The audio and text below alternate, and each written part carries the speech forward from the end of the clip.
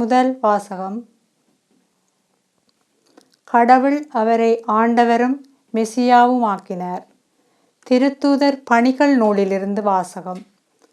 அதிகாரம் 2, இறை வசனங்கள் 14, 36 தொடக்கம் 41 முடிய.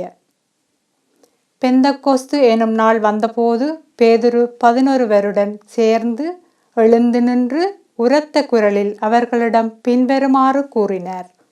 நீங்கள் சிலுவையில் அறைந்த இந்த இயேசுவை கடவுள் ஆண்டவரும் மெசியாவுமாக்கினார் என்பதை இஸ்ரேல் மக்களாகிய நீங்கள் அனைவரும் உறுதியாக அறிந்து கொள்ளுங்கள். அவர்கள் இதை கேட்டு உள்ளம் குத்தப்பட்டவர்களாய் பேதுருவை மற்ற திருத்தூதர்களையும் பார்த்து, சகோதரரே, நாங்கள் என்ன செய்ய வேண்டும் என்று கேட்டார்கள். அதற்கு பேதுரு அவர்களிடம், நீங்கள் மனம் மாறுங்கள், உங்கள் பாவங்களிலிருந்து மன்னிப்பு பெறுவதாக ஒவ்வொருவரும் இயேசு கிறிஸ்துவின் பெயரால் திருமுழுக்கு பெறுங்கள். அப்போது தூய ஆவியை கொடையாக பெறுவீர்கள்.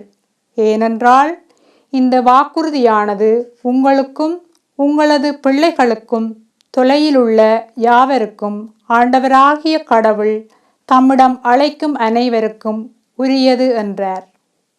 மேலும் அவர் வேறு பல சான்றுகளை எடுத்து கூறி, நெறிகெட்ட இந்த தலைமுறையிலிருந்து உங்களை காப்பாற்றிக் கொள்ளுங்கள் என்று அறிவுறுத்தினார். அவருடைய வார்த்தைகளை ஏற்றுக்கொண்டவர்கள் திருமுழுக்கு பெற்றார்கள்.